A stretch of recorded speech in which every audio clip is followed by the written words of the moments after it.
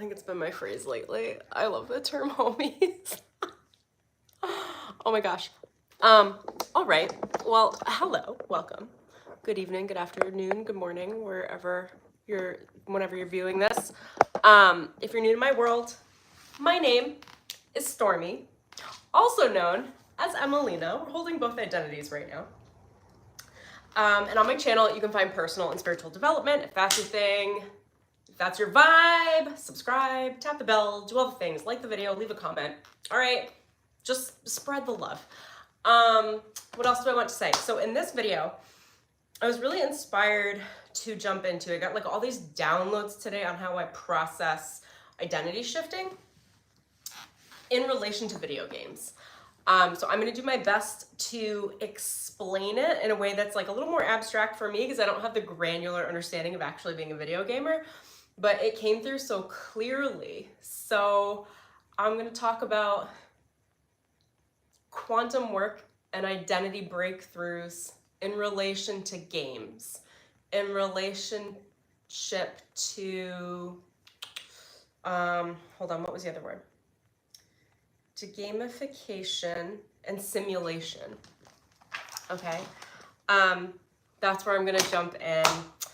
For those of you that don't know, that haven't heard yet, I'm sure you have heard in one of my videos, if not many, I have a program called Summer Quantum Breakthrough. It is quantum identity shifting and transformation in 8, 12, or 16 weeks. Really, really incredible one-to-one mentorship with me. This is where essentially energetically you're leaning on my energy and on my, literally my energetics to help create the mold that facilitates your healing into the next version of yourself with greater ease and greater comfort. It's really, really amazing. Personal development work doesn't have to be a tumultuous journey. It is for most people, and it's why people freak out and retreat once they start hitting some level of a breakthrough, because before you break through, you have to break down. And at the breakdown, people retreat. They're like, oh, get me the F out of here. I'm out. I didn't sign up for this. But I actually help you get through those breakthrough points so you can actually break through into the next level, because I know how to make that process more comfortable. Anyway, if you're interested, shoot me an email at wearewokeaf@gmail.com and I will send you the details. I'm not going to go into it further right now because I really want to jump into my material, but I would love to tell you more about the program because it's like really miraculous. Okay, so I want to jump into quantum identity shifting around video games. I didn't plan this content, so I'm just going to riff and run into what I want to talk about. So let me think. Here's where I'd like to start is, if you haven't heard of this yet, I mean, this is very real for me. Respect whatever your own belief systems are. Take what resonates, leave the rest, as always, over here. But this world is a simulation. We live in a simulation. The Matrix is a game. It's a gamification system with specific rules, and I'm going to talk about this in relationship to psychic work as well, and identity work in the way of like how we spiritually move through the game and psychic attacks and all of that, because essentially I just saw myself really clearly today, like the reflection of myself in my soul.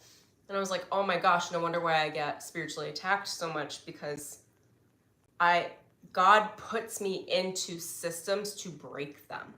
I am a code breaker. Like, I'm essentially a quantum hacker. So it's part of like my mission work, my soul work, what my soul has me doing. I don't think I could get out of it if I wanted to. It's just like a very natural trait for me. Like whenever I'm in a system or structure, I'm breaking it down, which is why I can help people break down their ego identities and then transform into the soul identity in real form, is because my system does it automatically. When someone's energy is in front of me and working with me intimately, which is my client work, is with tremendous depth. The way that I coach, we go deep. I hold people in deep places of healing that are very, very easy for me to hold that space and for them to receive that level of healing at the depth that we go to. We're talking some pretty serious darkness, like the level of things that come up in sessions that most people can't tell anyone, or wouldn't be met with love in the shit that's been done to them, or the shit that they've done, or whatever's happened, and everybody thinks they're broken because this is the human experience. It is to be broken. Anyway, so all of this, like, what it's come down to is I realized today that I'm placed into systems automatically, subconsciously, that need to be broken. I don't want to go into specifics on that because I don't think it'll be as relevant. But just trust that. So my energy is naturally non-conforming. So whenever I'm in a group or in a community or in literally any level of a system, even educational systems, like anything that has a lot of rules, my energy looks for inefficiencies on purpose and then breaks them and rewires them to something that's more healthy, more supportive for the human experience, more fun, more enjoyable, and actually more efficient. I run on really, really high levels of efficiency in everything that I do. In relationships, I treat, I'll probably go into this in either another video or a podcast episode. I treat relationships like stocks. I invest in people depending on what the yields and dividends are that come back. If a stock is losing, maybe we'll go into this now. It's like a gamification. This is part of the game of the system. If a stock is losing and it's losing for a period of time, I know when to cut the stock. I know when to cut the relationship. I know when to walk away and cut ties. Hold on, they're showing me something too. They're like, oh, they keep showing me this blindfold. And they're saying, and I'm blindfolded. So I can do it in the dark. For you guys to know, there's consciousness work and then there's unconscious work. And I have an unconscious, or sorry, what would I call it? Hold on. It's when you have it on strict autopilot. It's so natural for me that I can do it in the dark. I don't even have to do it consciously. Unconsciously, my wiring is removing inefficiencies and gathering efficiencies automatically because I understand energetic investment, and that I'm bringing it in relationship to stocks for you guys because I think it's how most people would understand it. It's how you trade energy. And because of my understanding of energy trade, it is a subconscious baked into my awareness mastery. I'm able to immediately see with my psychic gifts the right path forward that has the most efficient route to break down any traditional or normal expectation and create results that are completely unreasonable for the type of person that it is. It's really fun. It's a game. It's a game. The whole thing is a game. So we're in a simulation. We're real, but we're not super real too at the same time. And I can say that because I'm constantly dancing in between the two worlds. So my energy functions, my fairy guides call me a fairy. I function like an elemental or an elf. I am constantly moving in between the physical and the 5D world, constantly. I can see creatures and entity types and fairies and things in between the two worlds. I'm gathering information from the two worlds. My energy will flip in and out between the two worlds, even when I'm with people in person. It's how I'm reading energy. It's like a really automatic process for me. And because of that process, because of my elemental nature, and how I work with the elementals, how I work between the worlds, and how I work in physicality, it's led me to understanding when you work with elementals, the identity is so flexible. Like when you think of fairies, let me break some things down for fairies, or with you guys around fairies or elves, so you can get some understanding, because this is a lot of the energy I pull on. And this is going back to gamification as well. I'll bring it back. So fairies are constantly changing their identity. They will change the way that they appear. Their hair color will change the next day. They'll change their name in a week. Elves can do this too, but they have a little bit of a different energy, but they're constantly changing. They want to try new things. Elementals as form like to experiment. They like to play. They're so playful. They like to try things on just to try them on. There's so much less attachment to, I have to look this way, I have to be this way. They're like, yo, I want a different name. I'm going to try it for a week. Just like how you buy a new dress because you liked the color. Like it's less permanent because the ego is less, it's less structured. So when we get into 3D physical reality, we need a very structured ego to hold our soul into this form, into this system, the system that I am trained to code break. Sometimes it makes it a little difficult for me to be human. And for those of you that don't know, like people really do forget that I'm human at a lot of levels, and I do struggle just like every other human. Like in very human ways that nobody ever thinks I do. They're like, Emelina's got it all together. I'm like, I do, but I also cry daily. Like shit's real, man. But it's like, okay, so if we're looking at the game, understanding that identity is not something that is permanent. When we're humans, we think our identity is permanent. You're given a name, generally speaking, you die with that name. Some people change it. Then there's the whole marriage contracts where, whatever, I'm not going to get into all the specifics about it, but there's a lot of spiritual awareness around the last name, who takes the last name, the lineage of the last name, the woman giving up her last name. I think it's always very interesting when men take women's last names, or if there's a created entirely new different name. If anyone's interested, I could do a stream on it. I have channeled endlessly on names because names are part of identity. The name that you take is the lineage spiritually that you take on.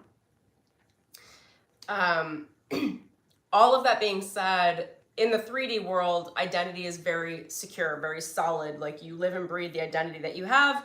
Not that many people in the collective actually are able to change and shift their identity within their lifetime. Another way I could say this, identity shifting has everything to do with what timelines you're on. So most people come into one timeline, one name,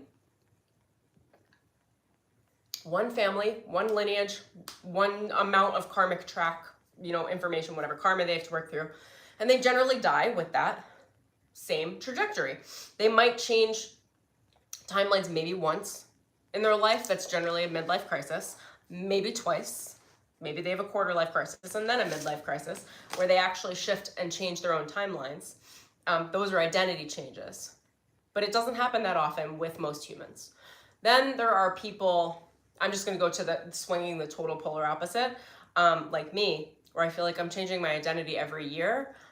It's not as drastic every year as changing my name, although I will say that I adopt names as characters for myself to live in until I feel confident within that frequency. And I bring in names into my awareness for myself that I will call myself that have the quantum energy of the traits that I'm looking to cultivate.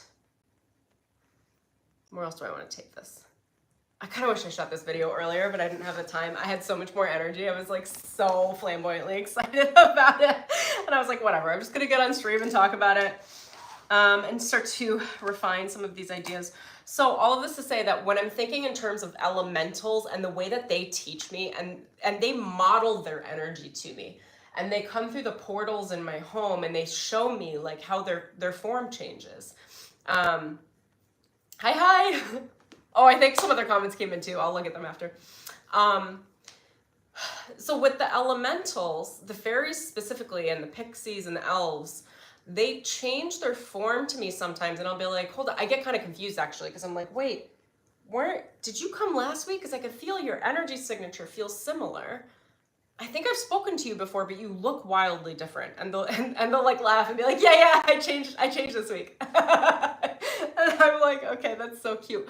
But they're so less attached to the ego, they're more attached to like, let's play.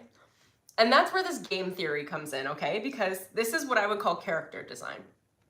So the reason I think why people enjoy video games so much, I mean, there are many, many reasons.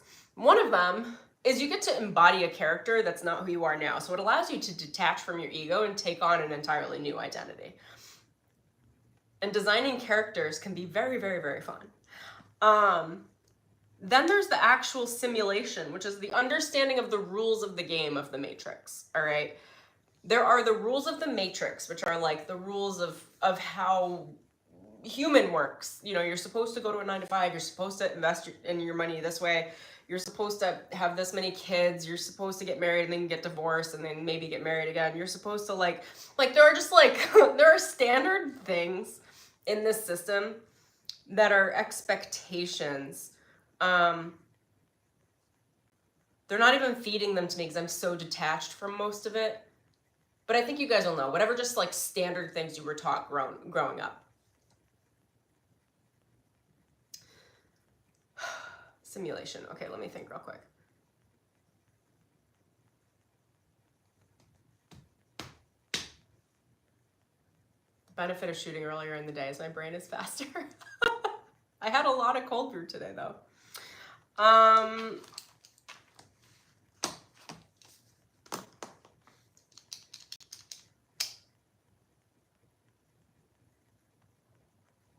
Character design, game design, simulation. Once you understand the rules of the simulation, you can break them. But you can't break the rules if you don't know your rules, okay? There are lots of different overlapping games, and the games are like what everyone's manifesting, everyone's core soul purpose, and everyone's karma all at the same time, running around the grid with little orbs that have all the information in them, like a docket. This is how they're showing it to me, and this is kind of how I move through the world. So as I'm going through the simulation, I'm in a matrix. I'm like, okay, I can expect these rules. I'm in this country. I'm in this city. These are the rules for this game show piece here. And then like they're showing me walking as a game piece, the POV of me. If you take the POV of a gamer, of a character going into the game.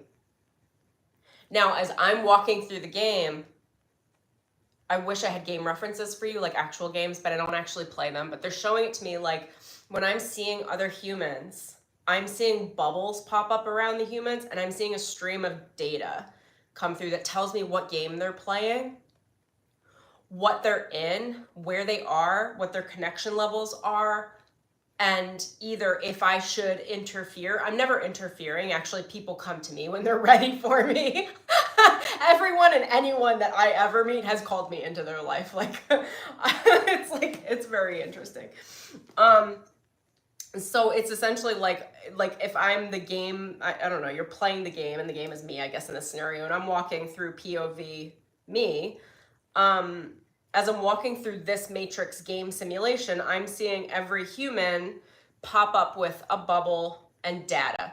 And that data is telling me the karma they're working through. It's telling me the skeletons that they have underground, the shit that they won't show anyone. I can see a lot of this stuff.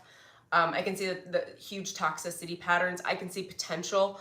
I can see what's standing in the way of that potential.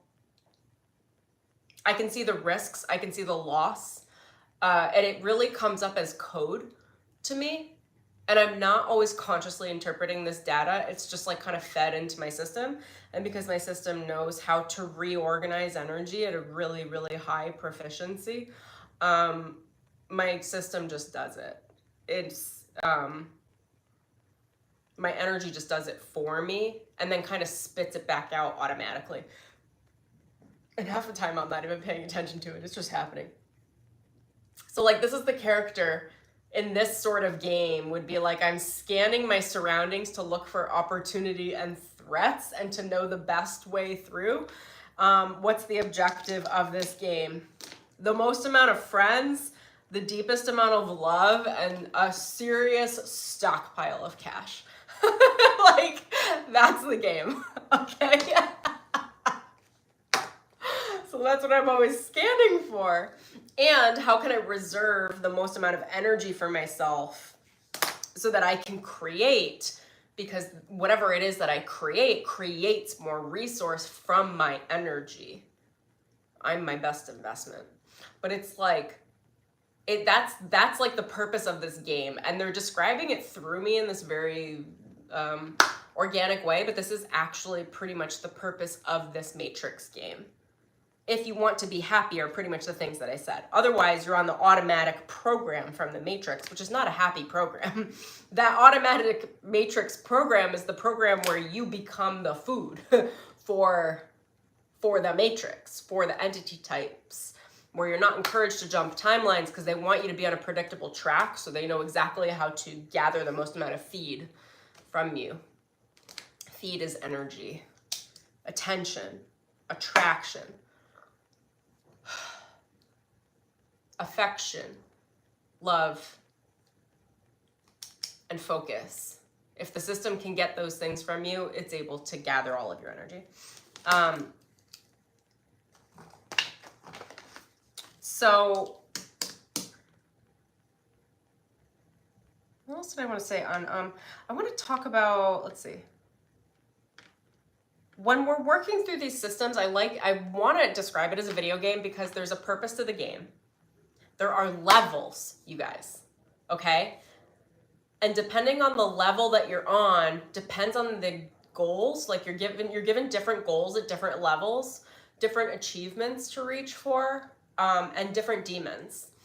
Demons are addiction patterns, karma, entity types, attachments to toxicity, people. Demons are karmic partners. Demons can be lovers. And also on another, I feel like I got so many X downloads today where I was like, oh my God, they really, I was like, I don't know if my audience will want to hear this, but your exes are really just the best sparring partners you possibly could ask for. Even the abusive ones. Even the ones that you didn't want to be exes that are somehow exes because it's an energy. It's a romantic energy. They're the best sparring partners. Once you can level out, once you out-level them, once you win the level of the game that ex was there to foster with you, man, they're the best effing sparring partners. I literally got this whole download earlier where I was like, oh my God, because I've had a lot of big conflicts with soul partners. Some romantic, some not, some family. But I'm mentioning this because people think when you're soulmates or soul ties, that it's all cozy and loving. It's not. I've got real enemies that are soul ties. Okay, we might be same soul family, but you suck, bro. That's I don't know. Just calling how it is.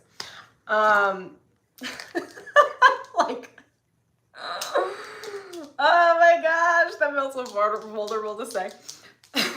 Anyway.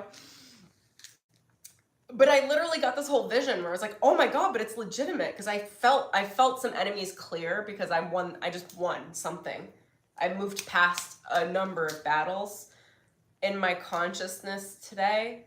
And I realized, oh my God, when we do cross over back onto the light side, whatever you'd call it, not being physical, I was like, they played well, man. I would totally be fist bump you. Yeah, that was great. You did such a good job playing that villain for me. I learned so much. Love you. I don't know. I feel like that's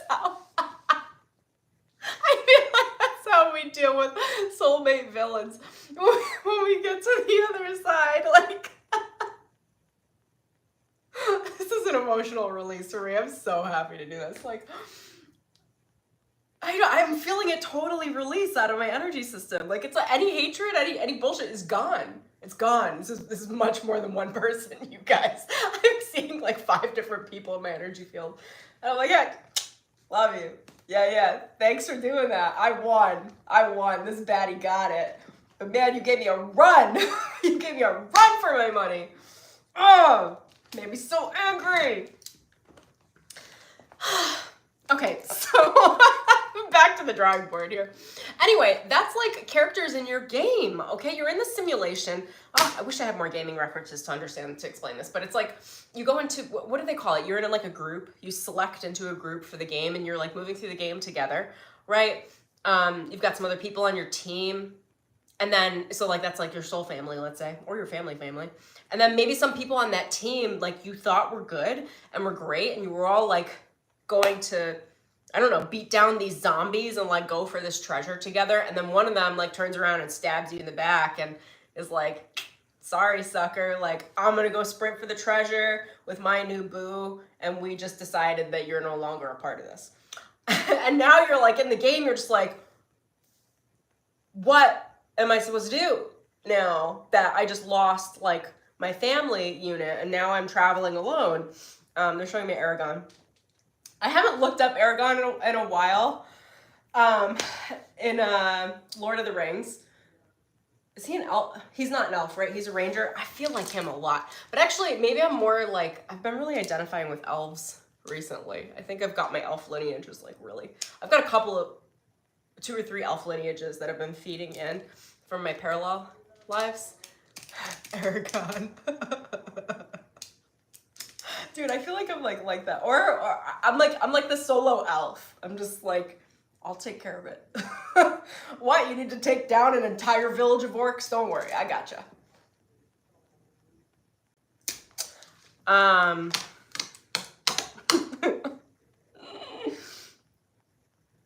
My podcast is coming soon, by the way. Stay tuned, you guys. Okay. What else do I want to say on simulation? Game design. Okay, so here's the thing. Actually, and I think this is what I'm great at too, is I help people create a new game. So essentially, I'm a code breaker. I don't know how I didn't end up in actual computer code in this life, but I didn't. But I do it at the energetic level. And I do see things as if this, then that, ones and zeros. It's like lots of combinations of automatic engineering, the way that my mind works, my higher mind. And I'm constantly engineering faster paths. Essentially, I'm quantum computing. I don't know how many people do this mentally. It's usually done through the heart because the heart's a faster processor. I can do it both ways. My heart fuels the power to my mental quantum facilitating ability. Because I'm doing it right now. It feels mental, but I know it's supported by the engine of my heart. I'm like, I'm like scrubbing reality. I can scrub in between the layers. Sometimes it drives me crazy because my energy is, I can read such subtle energy that if anything is out of alignment, I'm feeling it. Like the princess and the pea, like a single pea under a stack of 20 mattresses or whatever, like this girl can feel it. I can feel when something's out of balance and I know what it is. I know what the underlying subcontextual energies are, where they're coming from, and what they're doing. Like what the psychic attack effect is. Because essentially, when you think about a game or this matrix simulation, everything is a fight for resource. This is why I call things psychic attacks, is because it's not really a fair game, you guys. It's not built to be fair. It's not. It's just not. You make the game fair for you as you wake up. As you become more conscious, that's when people like me step in and show or model in a number of ways like, hey, that was the existing game, but you don't have to live on those game rules. You can actually create your own game. And what's really cool about the simulation that we're in is your own game, your own little bubble with data patterns, like what I was explaining before, can live simultaneously in the old game and with other gamers. It's almost like everyone's running a VR or AR simultaneously, and we actually have the ability to run different games within the full context of the game. I hope this makes sense. The game, the big game, being the simulation that we're all in, which includes the matrix and it includes organic matter. So the matrix is the system that was built for civilization. It's the system. It's the collectives. It's the media. It's the social media. It's the social norms. It's the cultural norms. It's how you're taught to behave in order to fit into society. That's the matrix. Now, there are people like me, which I think a lot of you will probably relate to as well. I call myself like an off-gridder. I can walk through the matrix, play in the matrix, but I don't really care. Like, I call it like energetic, and it's so funny because I live in Los Angeles. Like, I'm right in the middle of it, all right? But my energy plays very differently.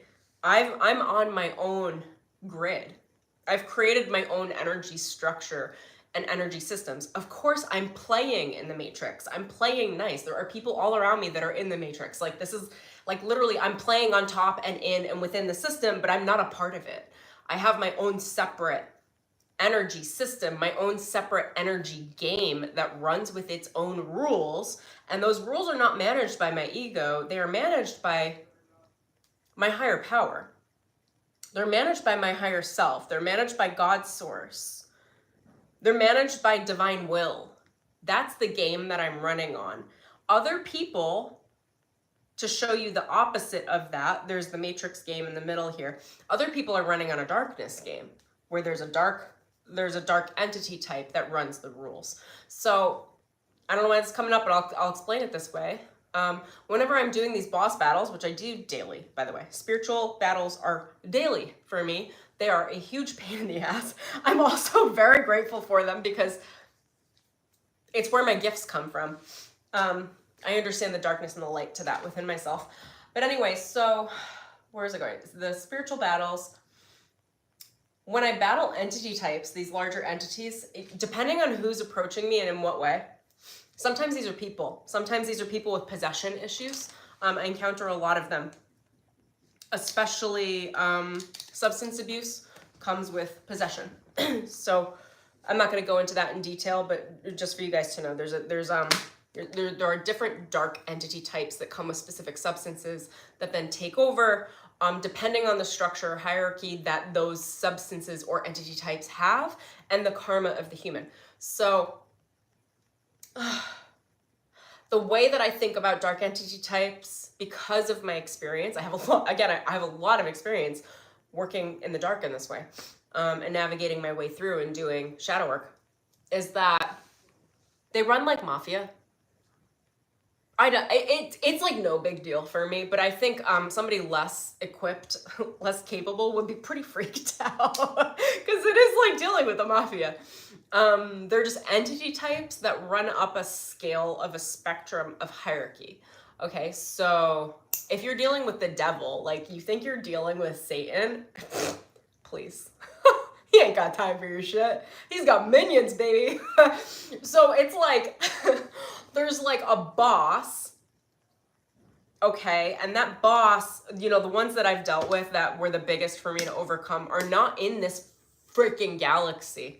They're not. They're streaming through other entity types that then somehow were able to trap me into like a physical environment, and generationally into patterns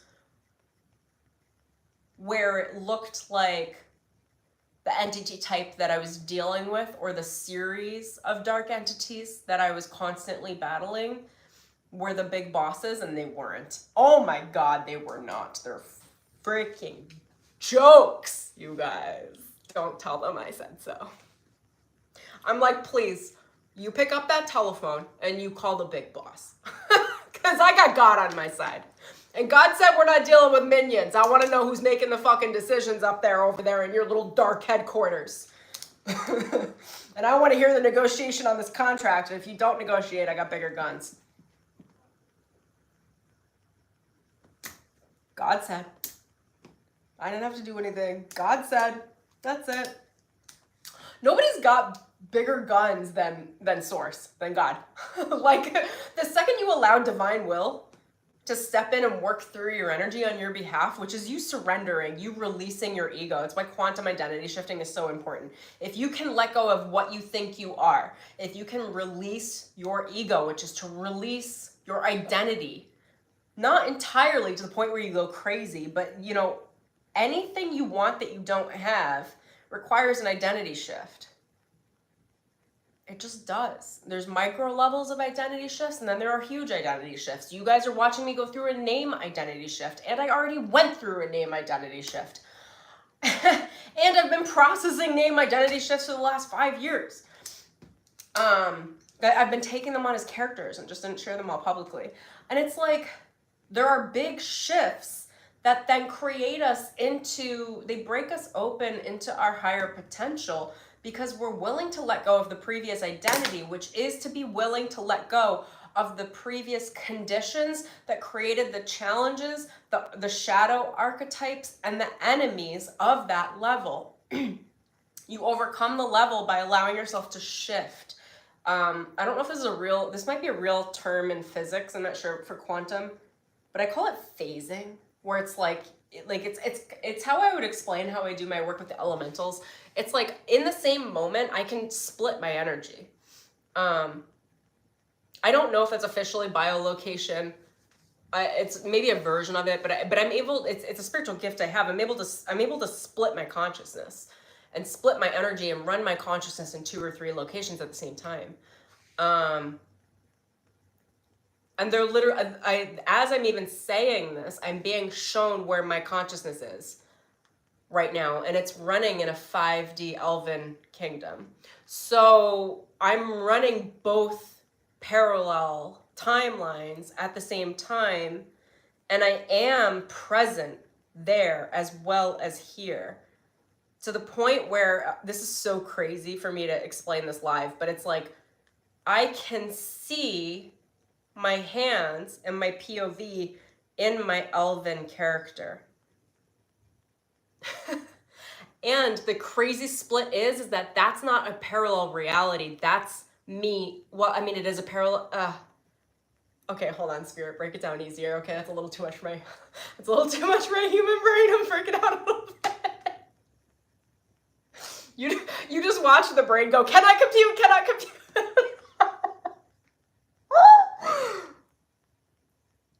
Here's how I'll try to explain it for the human part of me and the human parts of you, because something just cracked in my brain there. This part of my consciousness is not a past life. It's a current life, but I describe past lives as parallels frequently because time is relative. But what's specific, I think now, is that I'm living with my current consciousness also in this other timeline where I am an elf, and I'm not. Hold on, am I taking the same name?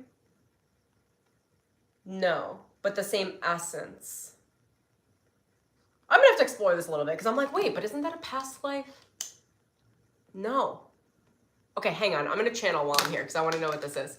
Parallel reality equals reality. Yeah, that's what I mean. That's what I mean when they're my brain's cracking again.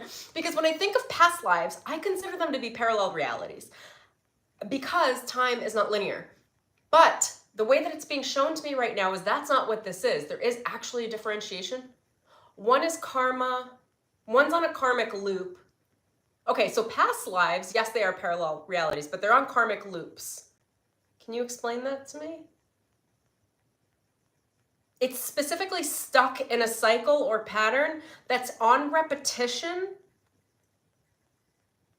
until it's released, and they're showing me the clock striking 12 coming into like, you gather the lesson.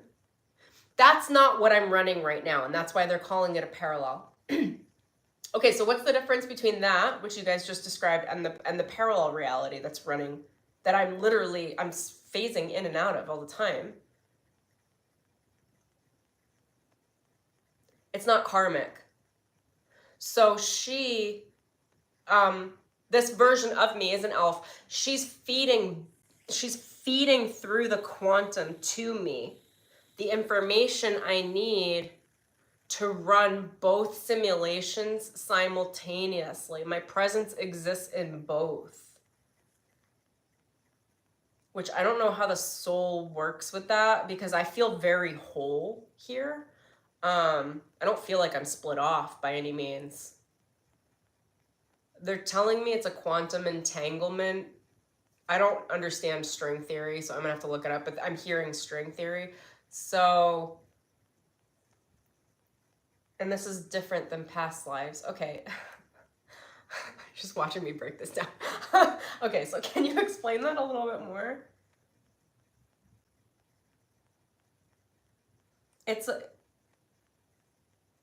It's two versions of myself that exist now, as opposed to versions of myself that I'm collecting from the past or that exist in the future. Both of these forms of consciousness are both parts of my current persona. I'm just running my energy through two timelines, two different realities simultaneously, and they're co-processing. They're saying like sisters, like we have a shared mind because it's a shared experience because it is me. Oh my gosh, this is like, you're watching my brain blow up. I'm really intelligent. I can keep up a lot of things. This is like a different level of metaphysical data that I'm like, whoa. Just give me like 24 hours, okay?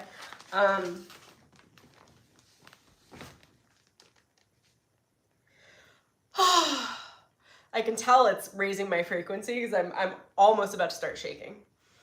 That's how much you just watched me expand explaining that. Wow. Oh my god, that's so cool. She's been with me for a while. But I can tell that it's not separate. It is me. It's just me as Emelina, as Stormy, running in a different timeline with a very similar personality, but a different body and a different matrix, right? So this is an Elven Kingdom. It's either, I can't quite tell if it's layered on top of the planet or if it's an inner Earth expansion, but it is happening right now. This is a version of parallel Earth, is what I'm being shown. It's so beautiful. Oh my gosh, it's so beautiful. I'm like, no wonder why I'm happy so much. I'm half living there. It's just like gorgeous. I wish I could show it to you from my mind. It's just beautiful. Golden. Gorgeous.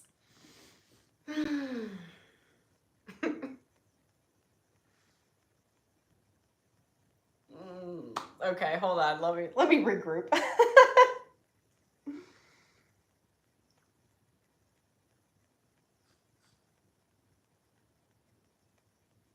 Okay, so they're saying game design. I designed a character somewhere in my psyche. I didn't think about it quite this contextually the way that I'm describing to you, but I designed a feeling, a sensation that I wanted to be my dominant experience in this life. And I attached to it the sensation as the identity. I don't even know if I could label that sensation. Let me see. I would call it freedom, but freedom would be different for each and every one of you. Peace. Freedom from all of the chaos of this matrix. Like, that's paradise. I can feel it. I'm like, oh yeah. Oh. Really supportive, unconditionally loving. It's definitely a 5D reality. Overlay, inner lay onto Earth. I don't know. It feels like it's coming from inner Earth, but it doesn't look like it's inner Earth, if that makes any sense. It's almost like an outward expansion from inner Earth. Some of you will be able to follow me on that.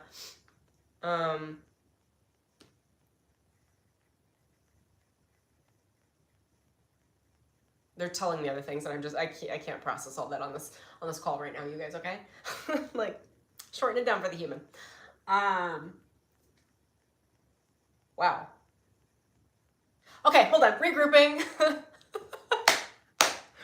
Regroup. Also, 4428. I saw 4444 in my mind though, so whoever needs that signal or message, it's coming in 10 seconds. I'm gonna call it out in 10 seconds. Those are my numbers. It's stability. 4444, right there. You got it.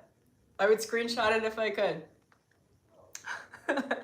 Oh, okay, and they're showing me the 4 of Wands. It's a kingdom, so it's like, so in the game, you can create a new game, which is the 5D reality, and this is where your higher power, your higher self is stepping in to help you engineer a new game for yourself. That new game is a version of paradise.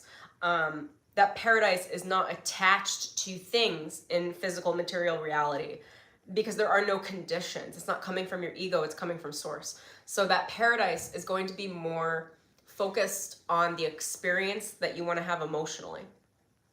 It's going to be more focused on the unconditionally loving parts of yourself. It's going to be more focused on cosmic orientation, like loving from the place of not seeing separation from the heart.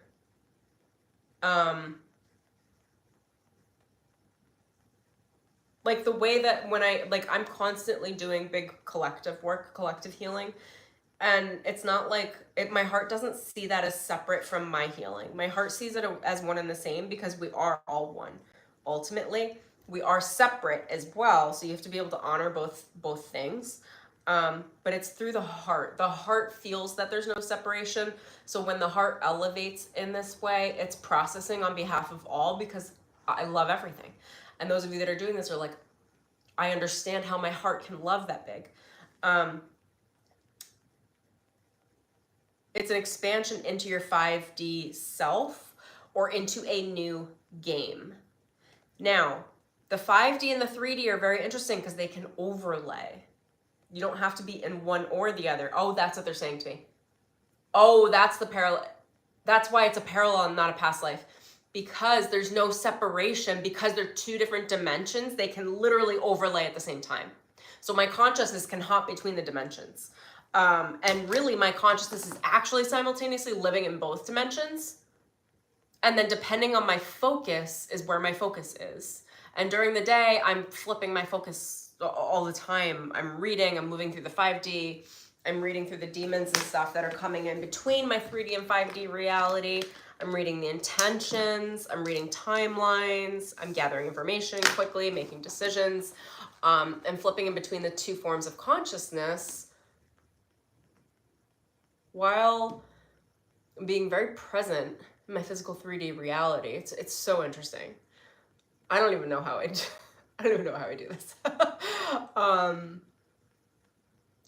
Wild. So anyway, the 5D version of you, a lot of you haven't created this version of you yet. It requires active participation. So your higher self could create the reality for you, but it's not going to be relevant to you. The higher self, your higher power relies on your feeding your needs, wants, and desires for sensations. Like, what do you want to feel?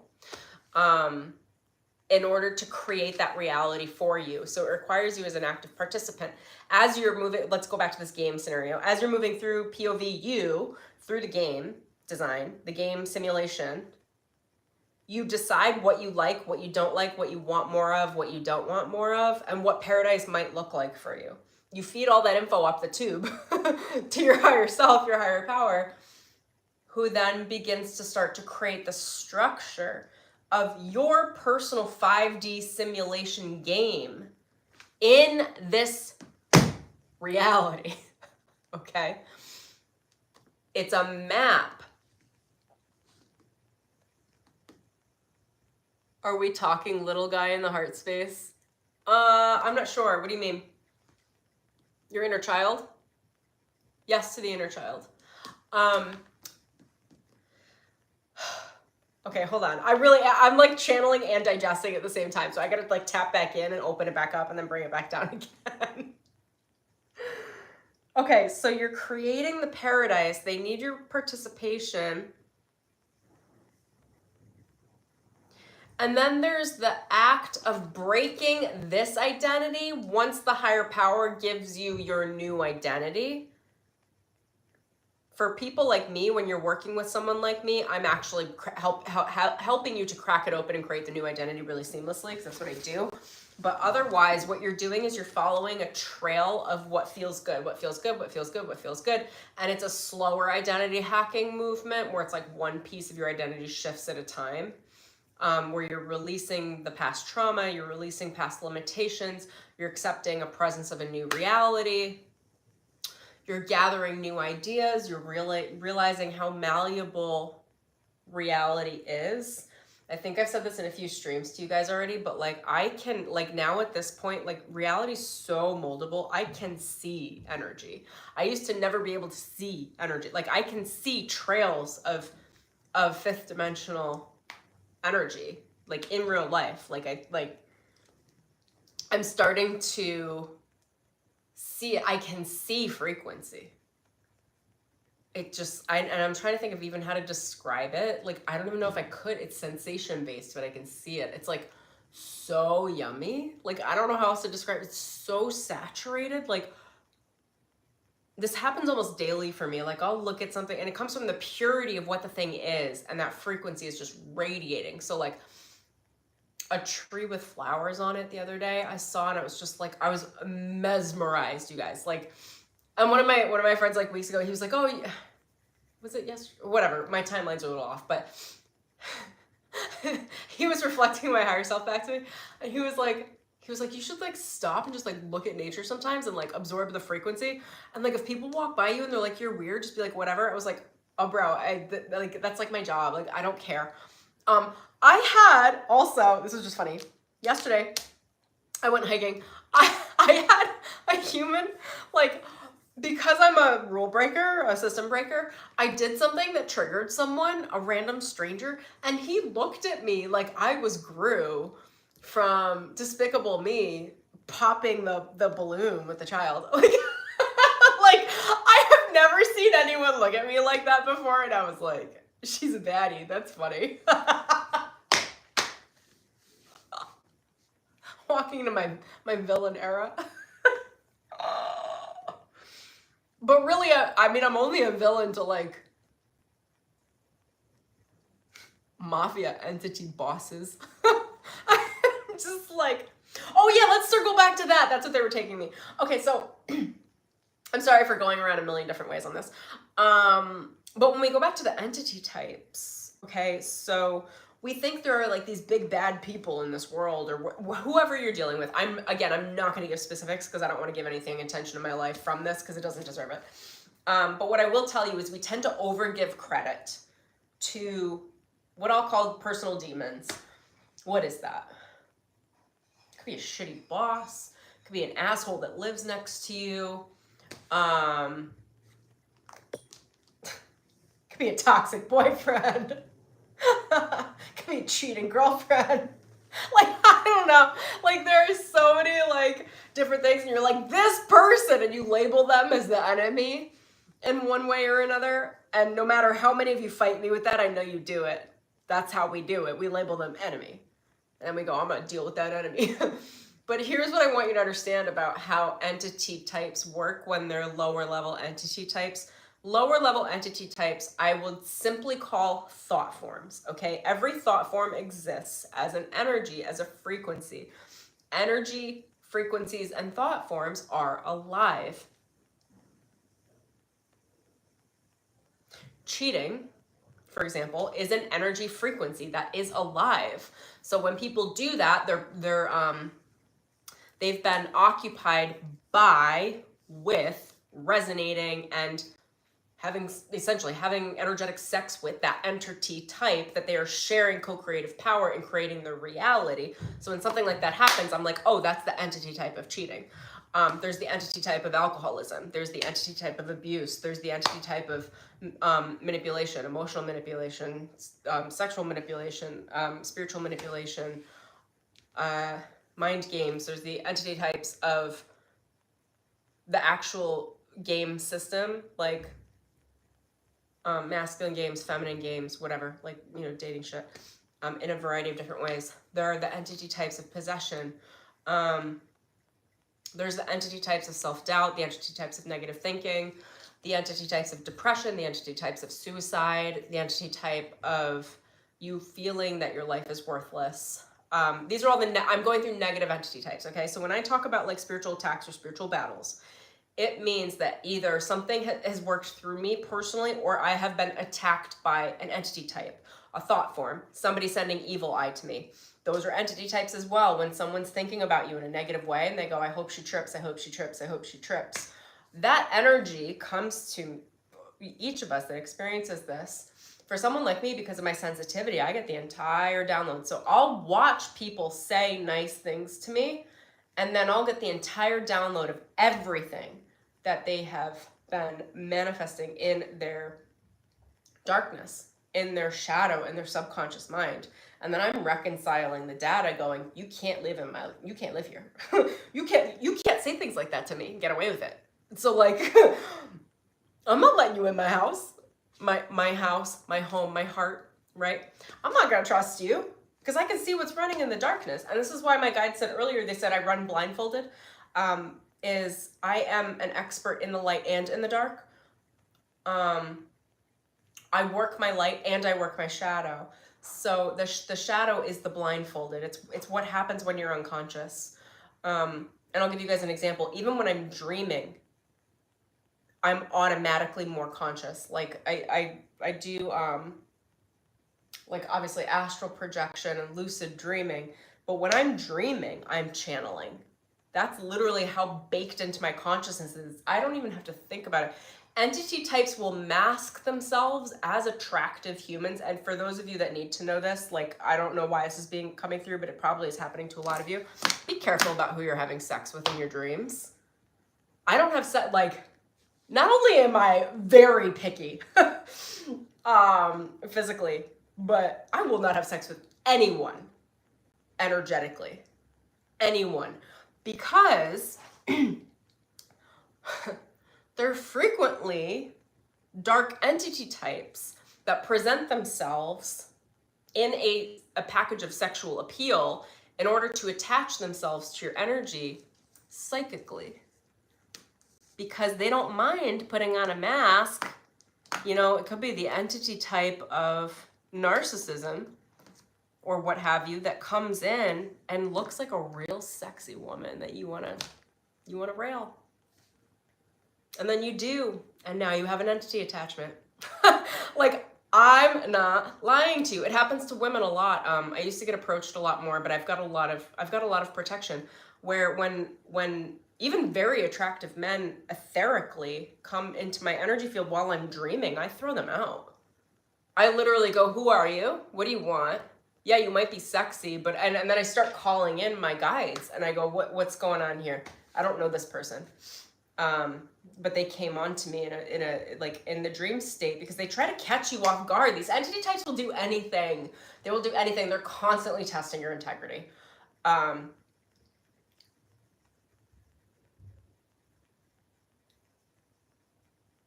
just got such a huge confirmation. My neighbor's like thrashing against the wall. Huge confirmation. I'm talking about entity types and then I got one channeled over there. Like, what?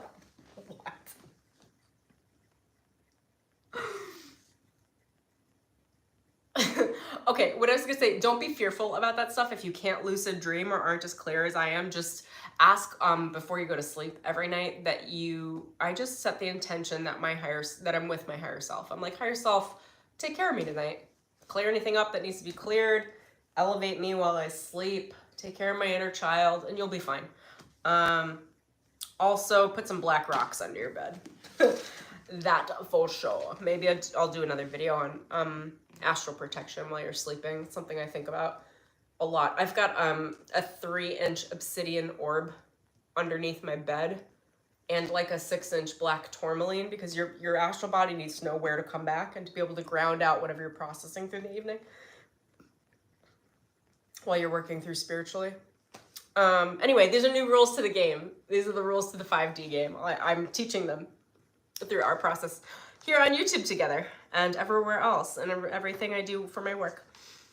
Oh, okay, so this is where I was going with the entity types. It's like we see an enemy in front of us and we're like, that's the enemy. And it's like, actually, that's just a human who's channeling a portion of the enemy. And actually, if you look up the rung, you'll find the enemy. And it'll help. The reason why I'm describing it this way for whoever this resonates with is Once I realized that, it helped me take the sting out of like that person is trying to hurt me, because I realized like that person's actually a loving person.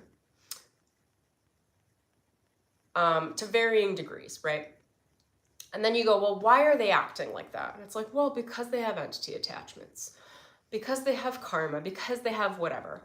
And this process of understanding the hierarchy allowed me to separate, like, oh, well, I can still love that lovable part of that person, of those people. And I just know that they're answering to a mafia boss, and I can't involve myself in the mafia energetically, right? So it's like, okay, so I'll love that little inner child that's over there. I'll love that very lovable human, but I'm also acknowledging the entity attachments. I'm also acknowledging like the gang that you have selected into energetically, and I can't be a part of that. So it allows me to take it less personally. It allows me to feel less of a rejection. Something I will be talking about in the future as well is rejection, because I really don't give a shit about being rejected. I expect it. I anticipate it. I've been rejected by everyone that I have deeply loved. I have deep rejection wounds, but it's literally like, are they wounds or just scars? I think at this point they're just scars, because meaning that they've healed over, because it's like, I don't have a fear of rejection. I just know it's coming, which allows me, I don't know, for whoever this is for, this will be helpful.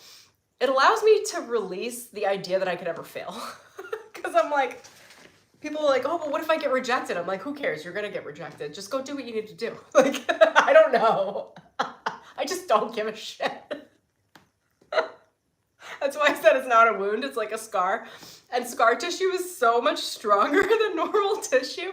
So it's like, I'm like, I don't know, like, rejection's just part of you being who you are. It's part of you standing out. Humans aren't naturally unconditionally loving, so rejection is inevitable. Like, humans can be unconditionally loving, but as a default, to err, my loves, is human. To be flawed is human. So you can expect the unexpected. That is to be expected. Expect to be betrayed. Oh my gosh. You guys are going to hate me by the end of the stream. Who knows? Or you'll love me. Expect to be betrayed. Expect to be thrown out. Expect to be rejected. I don't know. What else? Like, all the negative things that our egos are trying to protect us against, like, are just part of the system. It just is what it is to be human. So if you just kind of like reset your expectations energetically to reality, the reality is that humans are very conflicted creatures. They have just as much light and just as much shadow, just as much beauty and just as much, I want you to go anywhere, oh, just leave, get away from me. Like, I don't know. It's just like, it's like a constant, like, polarity is so effing real. And a lot of, I feel like through the years, people have always asked me, like, how are you so sane? Like, how can you accept both of these things at the same time? And I'm like, because they're both real. They're both just as true. Someone can be so effing sweet and so loving and a freaking nightmare and totally wounded and karmic and evil and nasty at the same time. I've encountered many of them. I have loved many of them. And it's just, I mean, what do you can't attach to one and not the other. Like, if they're both there, and this is for some people, we're not all this way, but if they are both present and you just focus on one, it's like your brain can't compute it. It's actually easier just to say, this person is the most lovable person I have ever seen in my life and evil at the same time. I love you and I hate you, and I'm okay with it. Like, that's where I go. Like, where I'm always training people is like the total, complete self-acceptance. Like, honor all the parts. Like, okay, this is what we're dealing with. Now it's my responsibility from that place to say, how can I reconcile? I always use that word because it's just, how can I reconcile that data so I don't feel in conflict with myself? So it's like, am I okay with acknowledging that I can also be that? Am I okay with acknowledging that even in me saying I love you and I hate you at the same time is me providing hate? Like, literally, I'm reflecting the same energy. And what I would say that a lot of this reflection has done for me, and I feel like for the people in my community would do, because most of you are really not hateful, vengeful people. It's like some, oh God, there's so many ways I could take this. A lot of times those people in our environments are reflecting to us that it's okay to love our flaws. Okay, maybe you're not hateful, but maybe you're really forgetful. Maybe you're totally inconsiderate in certain scenarios. Maybe you are so hyper considerate to everyone's needs that you forget about yourself, and then you are like wounded. Maybe, you know, there are so many flaws. Humans are so innately flawed. Like, I don't even know what to say. It's so real. It's so real. It's why I come in and talk like this, because I'm like, I'm so dialed in and so tapped into everything spiritual, and I'm also so human. I don't want to say broken, because I'm really not broken, but I can be. Like, it's like they exist at the same time. There is no difference. Like, it's just that I can be in both states at the same time. I can split my consciousness. And it's like, I'm saying that to remind those of you who have not worked with me personally in one-on-one, because the ones that do generally know this with me, those flawed parts of you, are just as important and need so much love. What most of my clients, a lot of the work I do with my clients that they would never vocalize, because who would want to talk about this stuff, is that I'm holding them there. We're looking at the flaws, and I'm able to give the love and support around the flaws, and then also reinforcing the strengths. But a lot of people know how to move into their strengths, but they're like, but I'm broken. And it's like, you're not broken. You're human. And that brokenness feels different depending on what level, again, going back to the video games, what level of healing are you in? There is a broken level of healing where you're at your effing rock bottom. That's a real thing. And the reason why people call that broken or feeling broken is because the ego needs to completely break down into nothing so that you can release and surrender to a will higher than your own, because you are not capable of getting yourself out of that situation, which is no negative on that sort of level, because it is to be human. I don't know any human that hasn't walked through these levels, okay? All to varying degrees. Then as you heal, there are different healing levels. There are different elevation levels for mission work, your higher purpose. There are different levels for boss battles. And you're never gonna get out of a good boss battle, man. I've been trying. I literally have been like, you know, if I keep winning these battles, God will stop putting me in these battles. And then something occurred to me last week, and I went, oh, no, shit, they're never gonna stop. In fact, gather this in your little brain. The better you get at battles, the more battles you're placed in, because now you're a good sparring partner for other humans. I'm not even kidding you, you guys. People come into my life and I'll ask my guides, I'm like, what was that? What was that bullshit you just put me through? And they were like, they needed a sparring partner. You were a good one. Just like, get out of my life. I want to go on vacation. Like, send me to Hawaii for the next 6 months, okay? Like, come on. So anyway, because I know that, I try to get through the battles quickly, because I'm like, don't waste my time. Get out. Nobody called you in. Oh, God called you in. That's nice. Well, I'm not here to deliver that karma for you. You can go get that somewhere else. But I can see it, and I'll tell you where to go. But it's not here. You get better as you get better at the battles, which you should want to get better. You're actually given more battles. It's very funny, very ironic. This will probably turn you off to spiritual work. Who knows? But I find it very interesting and entertaining, because today, once it all clicked in around like, oh my God, I'm playing a video game. This is a game. I can win the game. It's not about winning the game permanently. At some point, I'm going to die. Nobody makes it out alive here, right? So once it's like, I die and game over, then I move to a new game, whatever. Okay, so I have to accept that the game is infinite. Okay, we are in an infinite game. That sounds stressful. I'm like, okay, so how do we alleviate the stress around being in an infinite simulation that I can never get out of?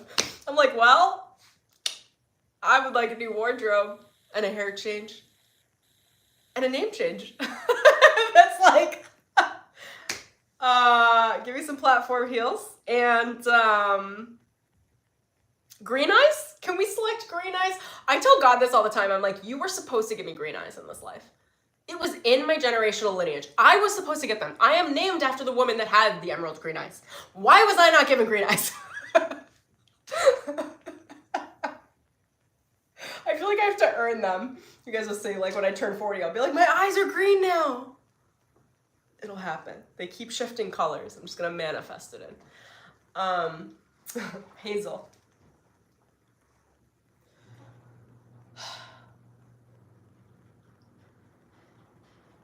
My obsession for green eyes.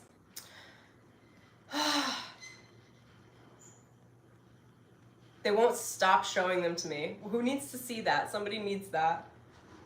I can't unsee it. It's like literally in my field, like emerald green eyes. I don't know who needs this. Like, what does this represent, you guys? You're speaking to the infinite possibility. Oh, I'm calling in green eyes. Give me my green eyes. Thank you very much. I have earned them. I have more than a thing for green eyes.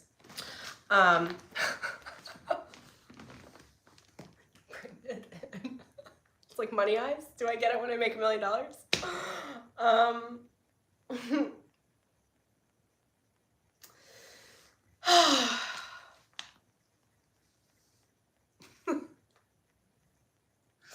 Sometimes the boss battles come through your lineage as well. So as I brought in that's the feminine side of the lineage for me. Let me tell you the demons I've dealt with. Oh my gosh. I've got like Maleficent running that side of the family. Talk about psychopaths.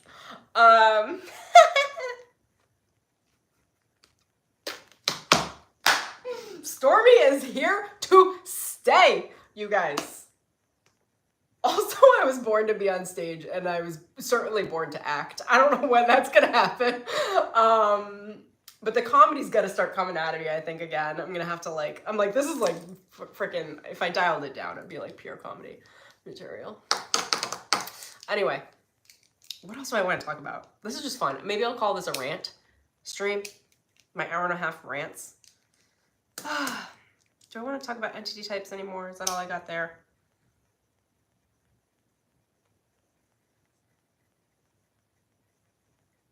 Let me ask my guides. Okay, video game. Is there anything else you guys want to introduce around? Game theory.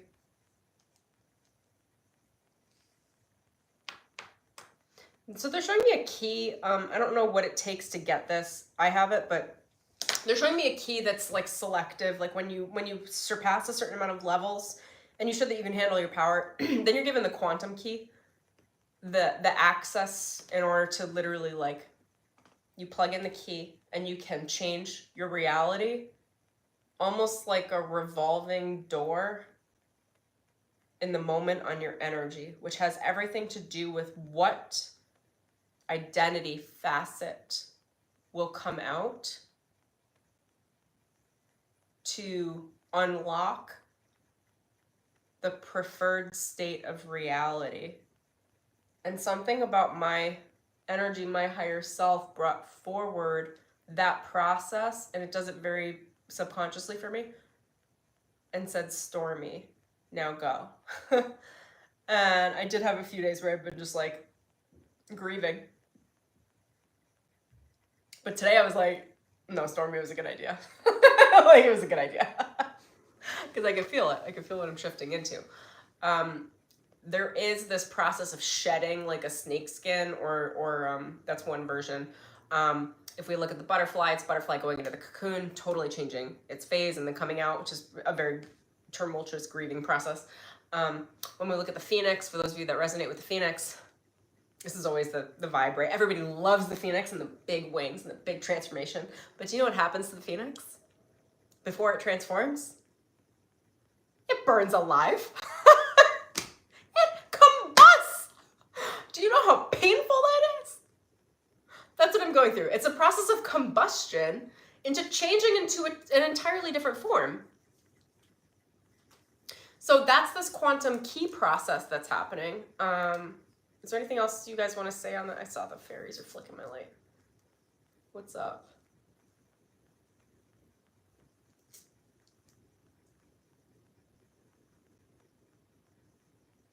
Say that again.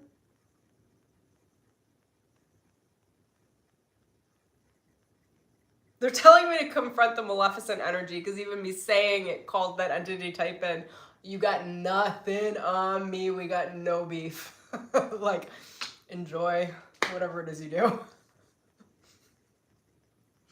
No beef here.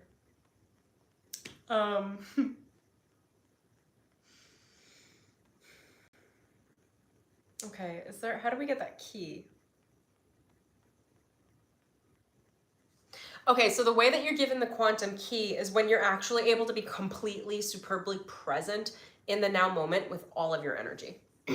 So there's nothing like running in the past, there's nothing running for the future, you're literally completely here in the present moment, which is so saturated with energy. You can feel it in your body. You'll feel if you're present or not. It's like literally energy giving. And once you're there, in the present moment, this is an entire process, but I'm trying to quickly explain it. When you're present, it's almost like, for me, the way that they show the timelines is they bring up slides for me. So it's like a movie. Like if you were to take 1 second, 1 frame, there's, depending on, what is it, 32 frames per second? Right, so, but there's actually so many more possibilities than that for you guys to know. So what I'm being shown is like, you pull out 1 frame, which is this present moment, and then they expand that frame. So they show me the 32, but there's actually more. I'm being shown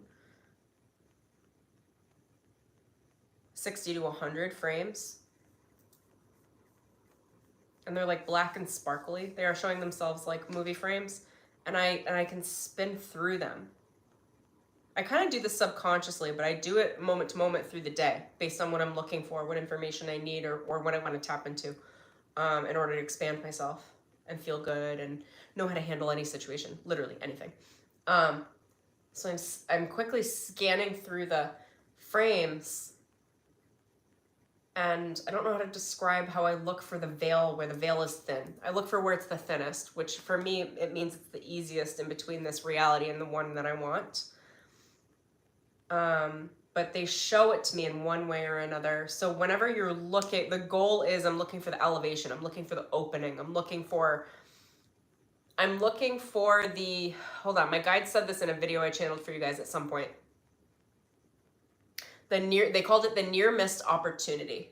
So it's a reality that doesn't likely exist in this timeline, but when you slow your energy down to the thousands of frames per second in the present moment, you can literally cast out heavier realities and pinpoint and select the highest reality in the moment that without you actually slowing down, perceiving and looking through the veil does not exist, which is why my guides call it a near missed opportunity, because in every other timeline you missed it.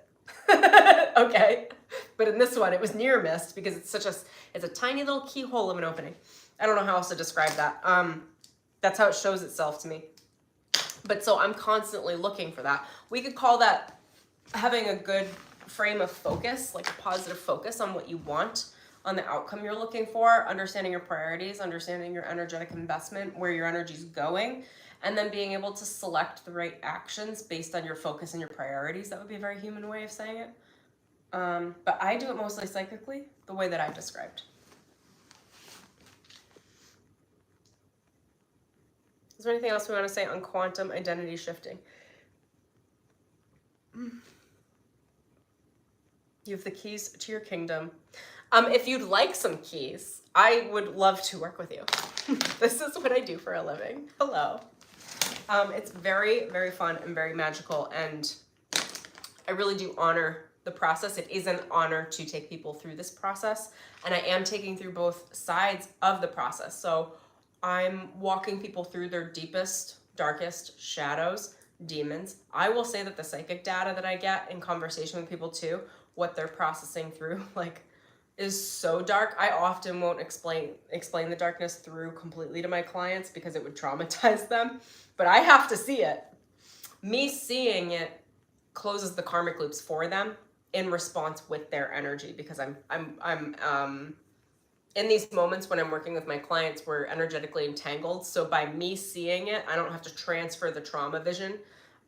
Me seeing it means I know the decisions, and then what transfers over is the movement through without having to process the grief of the trauma. This is also why healers need healers. I got a great coach because I'm processing shit like this all the time.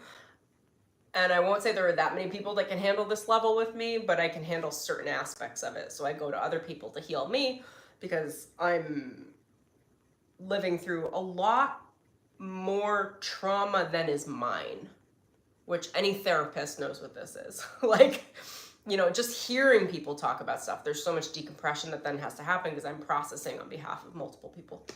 And I have many clients. So it's taking someone through their darkness and taking the edge off of that darkness, facilitating an easier process where you're walking with someone through the dark. And I'm very good at seeing in the dark, seeing energetically, psychically. And then we're also walking in the light where we're bringing more of a spotlight, more attention to your gifts, what you're really great at, where your potential is. Potential is a lot of energy that exists that's not tapped into. It's literally potential versus kinetic energy, okay? So to activate your potential, you have to first be able to see your potential, have it reflected to you. Even I require my potential being reflected back to me, back and forth again and again and again, in front of a lot of people to gather it, as well as to get the downloads from my higher self. And then we move that potential into action because we need to move it into kinetic and then physical energy in order to actually do something with it. So I help my clients through that entire process. Essentially, my energy functions as a quantum computer. My clients energetically are leaning on me, literally like a mold. Like I've cast a mold of what it is to be able to process at essentially light speed. To quantum compute through your heart, mainly. And the way my clients are learning off of me, and I've been noticing it a lot recently, is that their hearts are able to compute faster the information they need to get back into balance more immediately, to be able to take control, not from the place of ego, but just to be able to direct their life from a conscious state. And then because of my skills, I'm able to rebalance them spiritually because my energy can understand efficiencies and will automatically attune. I'm like a tuning fork. I'm like tuning everyone that works with me to a specific set of frequencies where you're gaining more energy. You're occupying your own empowered states of awareness. You're intelligent, you're smart, you're creative, you feel good. You feel connected to the right people around you. You're able to release things that aren't working for you intentionally and easily without trauma in the release pattern. And you're able to call in the next action steps you need to begin to claim your life in a new way and build your life from the foundation. I think that's what everybody's coming to me for. We're all rebuilding foundations.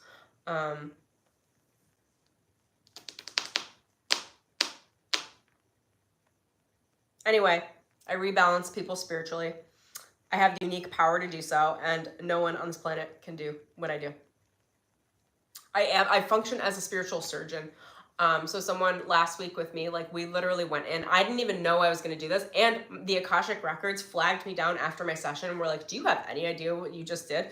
And they broke it down to me, and it's like I was able to assist cutting someone out of a previous timeline. When you generally leave a previous timeline, all of the karma becomes due. That's when we hear things like people get into car accidents, they get hospitalized, when you change quantum timelines quickly, all of the karma from the previous timeline becomes due, which means it's like momentum crashing and hitting a brick wall. That, generally speaking, is some sort of a major crisis physically. Now, the way that I navigate things is literally I was able to help my client close just because of how I do things naturally. When I'm able to see what they can't see, when I'm working on behalf of their energy, I'm working in quantum entanglement.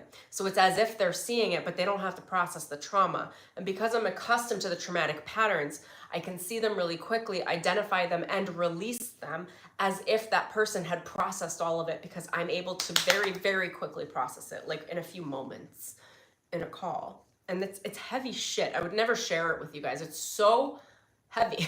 It's so heavy that I'm gonna need a team of shamans coming up, because it's a lot to process. It's a lot. But in me doing that, in my vision, in my prophecy, and me seeing, it resolves it.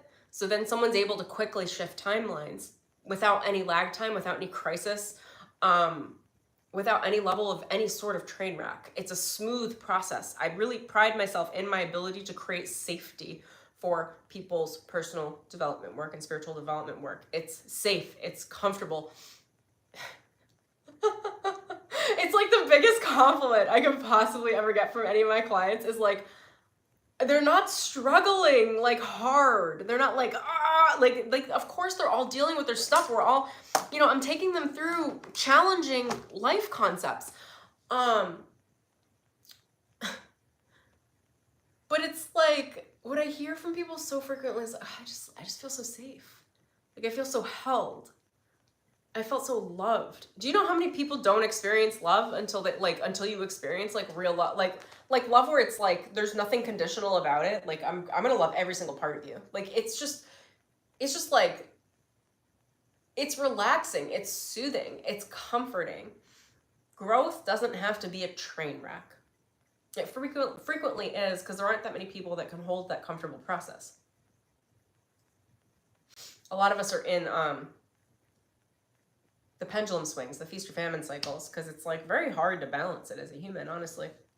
Anyway, so I make it easy as it can be, at least. I am a spiritual surgeon. I actually can't believe the level of work that I've done where I can close karmic loops for people. I can close thousands of karmic lessons in like an hour with someone without them having to process all of that mentally, because of how my energy processes and because of the work that I've done for the last 15 years, and because while everybody else was going on vacations and drinking, I've been channeling, working my process, doing my personal growth work, going to therapy.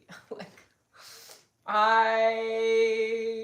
my fun is personal growth, which is a funny catch-22, because it's like, well, then I'm never gonna stop. Like, it's like an addiction to growth. It's like, well, whatever. A bamboo tree grows like 70 feet in like 3 months. On a bamboo tree. Let's go have some fun. My fun is like, let's see how much sunlight we can catch. I don't know. I'm just going off doing my thing here.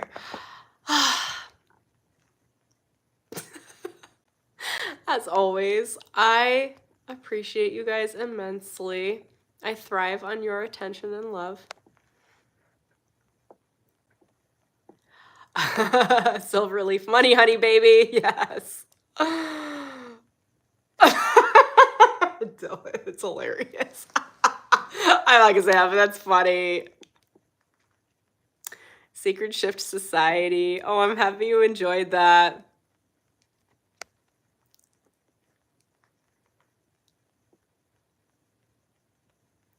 Intricacies we don't necessarily consider. Yeah, I appreciate these, like, I'm gonna start calling them rants. They're just like ideas that come through that I'm channeling, and very frequently, what I'm noticing with the live streams is when I show up like this, I get a ton of downloads that I wasn't gonna get otherwise. I used to be able to sit and meditate more, but my not that I'm not meditating, but it's like I used to get these downloads really clearly by myself. But Spirit has changed my growth trajectory. So now I'm getting more downloads in connection with people, like whether it's YouTube, my clients, etc., than I am alone. And I think that was Spirit's way of taking me out of my hermit phase and being like, you can go fly free. You're not getting out scot-free anymore. We're not letting you get the downloads by yourself. Like, now you need to be around and with people entangled in that way in order to get all of the quantum information. I'm like, okay, whatever, new level. What's fun about what I do with my clients as well, what I've noticed is I know which level they're at. And this is all very intuitive work, but if I were to break it down, I do know the levels that they're at, and I know which demons they're dealing with. So I do work with a lot of domestic violence survivors, women specific in that category. And I know those demons. I know those levels. I know how to get through them. I've gotten through them. I'll just go through some of the levels. Let's give you some examples, right? I help a lot of people get out of long-term relationships in safe and healthy ways. I help them, and I'm not telling them to get out of these relationships. What's your level? Yeah. Wait, hold, you've got so many going on, bro. They're good, but they're different than what I'm going to explain right now. One of your levels is a divine masculine level, which I'm coaching a number of people on, a number of men on, because it's like getting the men into the divine masculine track, so you don't have to go through the karmic track in order to learn to get to the divine masculine track, which is like, you're in a beautiful position where it's like a combination of your spiritual growth plus honoring your marriage and your wife's needs. Anyway, that's that piece for you, and then I'll scoot back over. Because yeah, different message. I feel like a lot of the work I've been doing is helping people exit long-term partnerships or marriages that were not, how do I explain this? Not harmonious. They weren't synced up. They became really karmic. Somebody stopped growing, essentially. And the other person was stuck at that level. And I don't think anyone should demonize any level of separation in relationship either. I think it's weird that we think that we have one person for the rest of our lives. I think a lot of times that can be the case, but it's actually, we're constantly meeting, when you're in partnership, you're constantly meeting your partner every day and like deciding you want to keep going. like I don't know. So anyway, growth has everything to do with the longevity of relationship. And it's normal for one party or another to be like, I'm done growing. I just really want to stay at this level. And that's okay. But when that happens, generally one of the parties is freaking out because they're like, I can't stay at this level. What do I do? Anyway, a lot of those people come to me and are like, I don't think this is working. I'm not sure. Can we look at this together? And then I'm helping them comfortably create themselves into an empowered way where they feel like they can take care of themselves and their families, etc., while exiting a relationship. Now, on the flip side, I also help people enter relationships. This is like death and rebirth cycles. We're constantly going in between them. So before people get married, a lot of you won't know this. This is shit that I've channeled. But like when you marry someone, you combine karma. You combine generational bloodlines, you combine psychic energies, you become totally, completely entangled. It's very different than like, so my last relationship, we were not married. And when I reflect back, I'm like, I think this is why I didn't get married. Because like, there's no way I would have been able to handle that karma from his stuff. So it's like, before people get married, this is why honeymoons exist, by the way, like why a honeymoon should be done right after a marriage is because once that marriage contract is sealed, it's like taking on a mountain of energy. You're all of a sudden, you're reconciling not just the other person's shadow, but their entire, both lineages of shadow, 7 generations back and 7 generations forward. And you're taking on their personal karma, and it becomes a conglomerate of an energy type that is the union, that is the marriage, that is the co-marriage. The reason why people struggle in the first couple of years of marriage is because the relationship was fine until they combined everything. when they combined all of their energy, depending on the energy, depending on the karma, depending on the relationship, that might be what breaks everything, because now it's like, I didn't know what I was dealing with, and now that I can feel it all on me, like, I don't know that I want to deal with this. I don't know who I'm saying that for, but I know that's for someone. At some point, I'll try to go into depth around the energetics around marriage karmics. I had a friend call me after she got married, and she was like, I haven't felt right. I just haven't felt right. And I looked into it. I was like, oh my God. I was like, wait, but you got married just a few months ago. I was like, you've taken on the entire generational lineage of that karma. And if that karma is not similar to the karma that you've been in, then it's going to feel like an assault on your energy. I haven't been married. I haven't gone through that personally. Also, when I do get married, there's gonna be a nice slow ramp up to the energetics, because I understand this.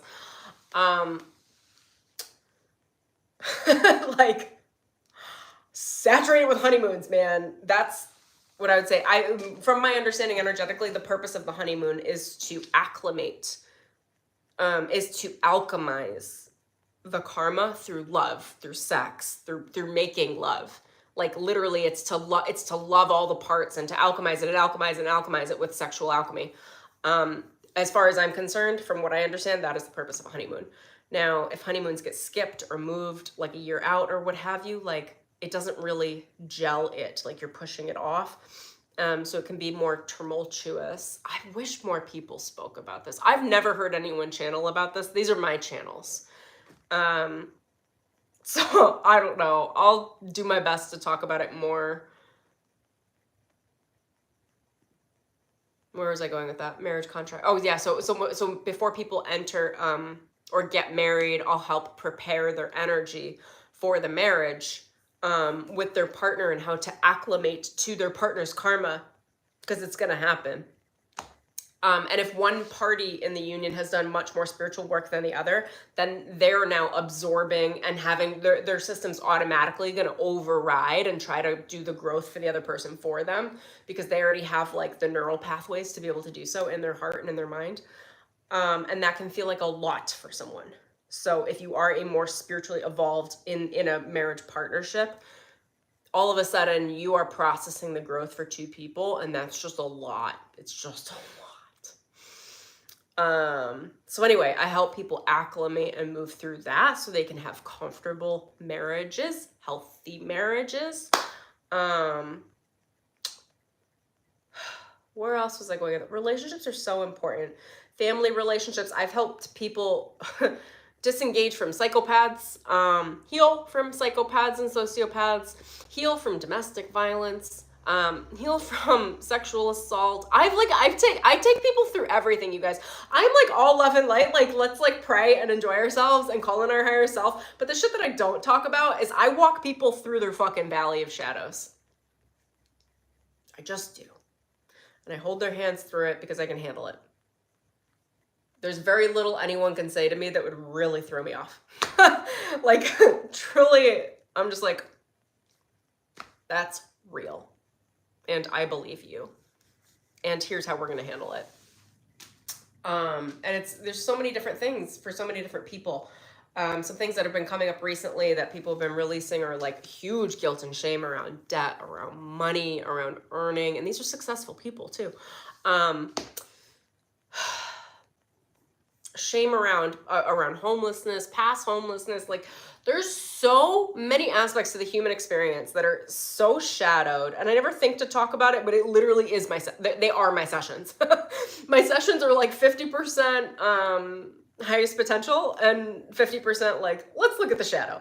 What's going on over there? Oh yeah, that's what's coming up. Spirit just brings it right up in front of me because I can handle it. Depending on the spiritual practitioner, a lot of practitioners can't handle this level of darkness.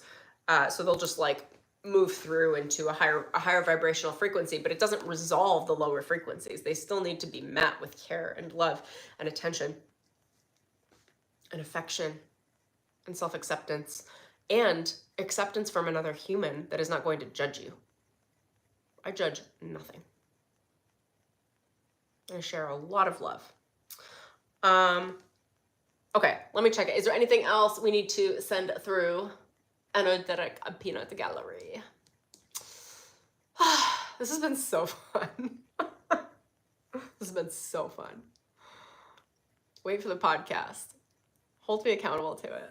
I have so many things on my plate right now. I'm such a creative being. I'm like, wait, but I have 3 courses and I have a bunch of clients and I have these things I need to get done and I'm so excited for this and I want to do the podcast, but hold me accountable to the podcast because that one's got to happen now because I feel like in addition to the lives, I have a lot of talking that needs to be done and the podcast feels like it's a little more solidified for my ideas to explain them. And I notice as well when I don't have the video on and I'm just doing audio, the energy comes through in a totally different way because I don't have to pay attention to how I'm being presented on camera. So all of the vocal, like the information and the data moves purely through my vocal range and the energetics behind my voice. And it communicates so much more. I'm even feeling myself drop into it. I'm like, oh, as I'm listening to myself now in my voice, I can hear the multi-dynamic frequencies of my voice that are communicating the data from this entire live stream in this 10-second bit. I can feel the energy shift.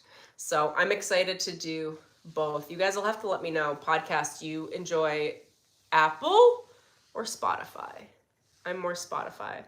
And if anyone wants to tell me how the hell I'm supposed to syndicate that, I need things to be very, very easy. I'm going to shoot this on my phone. I'm going to upload it once. It's going to be done.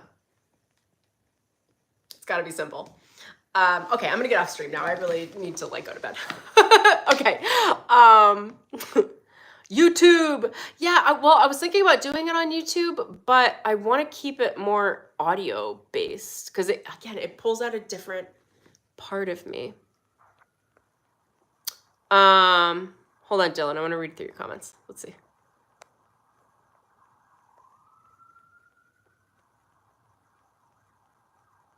Oh yeah, you have mentioned the snake concept. I like that as well. I mean, it's the Kundalini, right? And the Kundalini is both masculine and feminine that ride up the spine as well.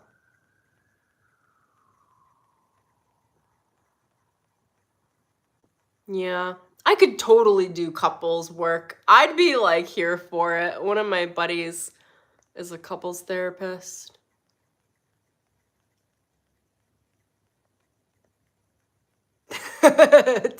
Thank you for the override of it. Oh my gosh, so good. Stormy's cloud. I am the storm. The beauty is no storm can hurt you when you are the storm. And I just move all this shit around. We dance it off. I don't know. Oh my gosh, thank you for being here. I hope you have an amazing evening. For all of you that stay with me / see this, I'm happy to have you. Tell me what you think about anything I said below. I'm always curious to like what feedback comes through. Like what was something that hit? What was something that really resonated? Oh, did you say podcast name? I have a podcast name, but what were you saying? Stormy's Cloud? I'm not going to say the podcast name live yet. I'm just going to create the stuff. I've also got some good artwork ideas that might take me a minute because I got to get some costumes and outfits and things. But that's what I got. Okay, lots of love. If you are interested in Summer Quantum Breakthrough, it is essentially the process I just took you through with all this gamification, but we do it in a very intuitive way. So it's less me teaching like this is how we're going to break down your identity and more us just doing it. This might not be the right reference, but it is. I think because I speak human, this is where we're going to go. One of my friends is like, okay, I want you to understand the difference between we just do it as opposed to me teaching you that entire process while I'm working with you. This is so funny. I'm not going to skip this. This is so human. It's so funny. Okay, it's like having sex, right? Like you're not like explaining how to have sex while you're having sex. You're not giving them feedback while you're in the middle of doing your thing. Like you just do it. And then when you're done, if there's feedback, then you can give whatever feedback, what have you, as that's appropriate. But you're just there. You're present. You're in the moment. I don't know why they're using that example, but that example was pulled very forward to my consciousness to share with you. So it's like being present. Probably most of you don't know what that means. When you're having sex, you're present, generally speaking. If you're not, get present. Nobody's enjoying it if you're not present. You're just there. You're just doing it. So like the work that I'm doing, like it's a collaborative quantum entanglement process, relationship process, where we are working the energy through together, and I'm taking you on higher guidance from the map, from your higher self, from your Akashic records, from your soul, and from you in the moment to clear what needs to be cleared, to remove any karmic loopholes, contracts, to do the spiritual surgery, which I do with a lot of people, some more intensely than others, to bring them back on their higher potential, highest purpose, highest timeline. And then to anchor in their core purpose and their identity while integrating the parts of the shadow and the light of their inner child. It's actually pretty complicated, but I'm just really good at it. Like, please, this is meant for a comedy stage where I just like tell people how good I am at sex. Can we just like, but don't think about me that way. But it's like, the human is here. She can't not say this. It was being channeled through. I'm so human. All right, that's what I got. Enjoy your evening. Please be kind to me. Thank you. Or laugh with me. I am a comedian somewhere inside of me, and she goes very, very blue. And I just like, that's what came through. All right, that's what I got, you guys. Yeah, exactly. It's like after 10 p.m. This is the after hours version. This is what happens. That's what we'll call the podcast. I am going to be talking about everything publicly because we are human. This is a human experience. I can't separate my human from my it's all the same. It's all the same. It's all me. And the more that I speak to the human funny components of things that are just so human, the easier people understand spiritual concepts. Like, it's just communicated so much more easily. Anyway, that's what I got. I'm trying not to go because really I don't really want to go to bed. I just really enjoy talking on this, but I'm gonna go. Okay. See you soon. Peace.